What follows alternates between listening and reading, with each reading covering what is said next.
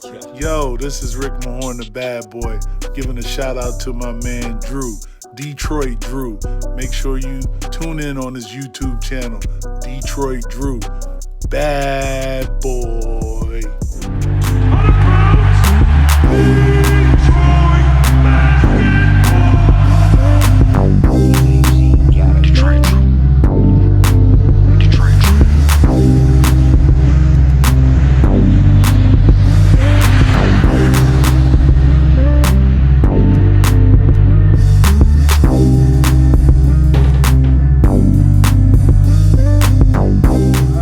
If I remember how to do this, but what's going on, peeps? It's been a minute since I have uploaded a video.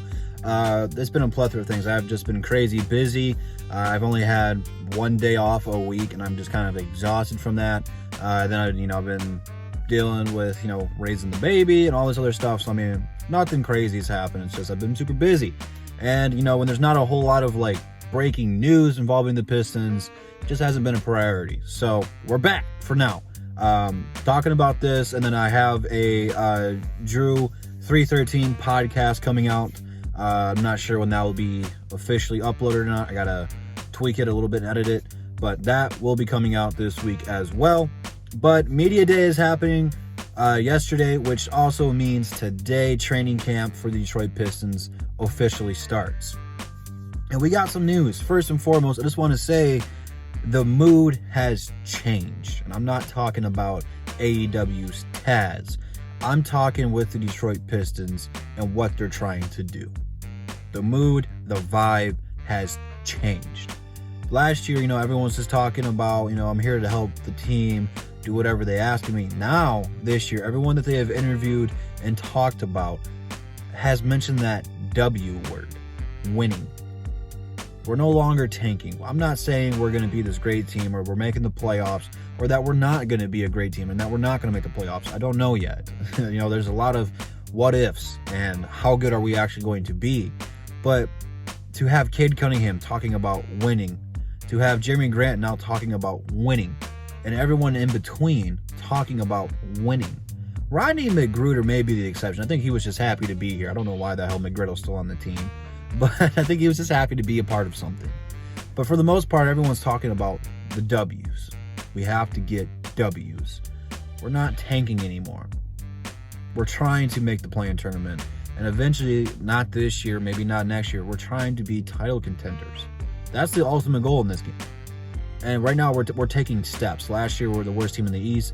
This year, we're not going to be. How much do we improve? I don't know. It's still up to grabs. But we're not going to be purposely blowing games. We're actually trying to compete. So this puts the pressure on people where if you don't perform now, you might not be a part of this team's future. And that's front office staff. That's the young players. But now we got to see them grow. And we're still developing those guys. I think two of the biggest takeaways we can learn from what we have seen so far in just a couple of days of training camp. For one, we'll start with, the not so big one, even though it's still pretty big.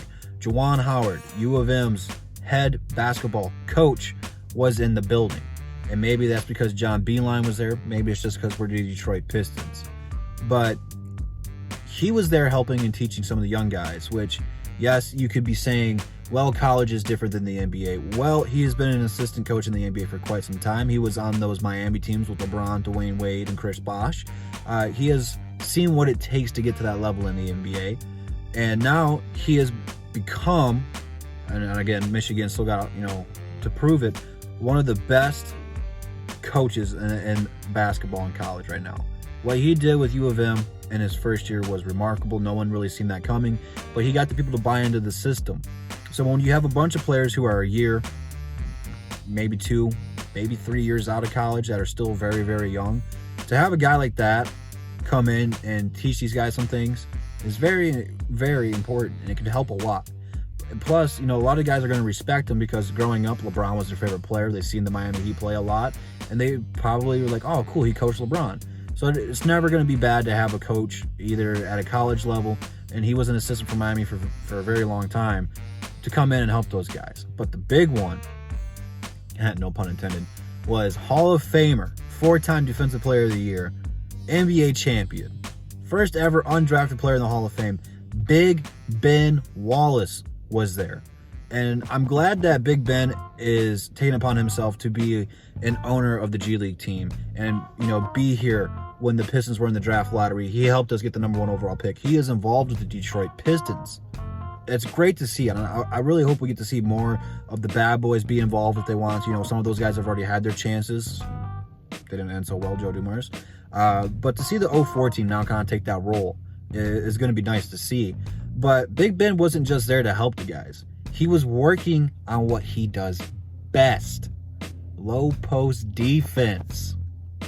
This could help Beef Stew so much. And I know the comparisons to them are off the chain, that everyone wants him to be Beef Stew to be Big Ben. May not be the case, but nevertheless, Big Ben's taking that responsibility. He wants to help these guys get better. Because if the Pistons are good again, guess what's going to happen? If Beef Stew has a 6-block game, it'll be like, oh, first player to have 6 blocks for the Detroit Pistons since, you guessed it, Ben Wallace. Something along those lines. But at the end of the day, Ben's just a good guy. He wants to see these young guys compete, play hard, and get better. He wants the Pistons to do good. This is his team. He helped build the culture here and restore the culture in 2004. He was here before that, but you get the point. It's just so nice for these young guys to get all these different mentors because they're all different. And if it's a coach, a former player, they all can give you insight a different way. Plus, you pair him up with Troy Weaver, who's a great basketball mind. He's going to bring in more guys like this. And Dwayne Casey, yes, his X's and O's might be bad, but he is a really good coach at developing players. This should be a huge training camp for the Detroit Pistons. I'm really expecting these guys to get into work and get better. But so far, everything has come out great. I cannot wait for preseason. We're 7 days away today from a first preseason game, which means we're only a few more weeks away from the regular season when it all matters. So basketball season is right around the corner. I'm so excited. This has probably been the fastest off season. So much has happened for the Pistons. I cannot wait. But let me know what you guys think about everything that's come out from Media Day so far. You got to see some new Pistons in the red, white, and blue for the very first time. You got to see some old Pistons in the red, white, and blue for yet another time. So, although Killian is the longest tenured Piston, so I guess technically everyone's new. But leave your thoughts down below in the comments. Instagram, Twitter, DS members in the description. Check it all out. And I'll see you guys in the next one. And that's the bottom line because Double D said so. Peace.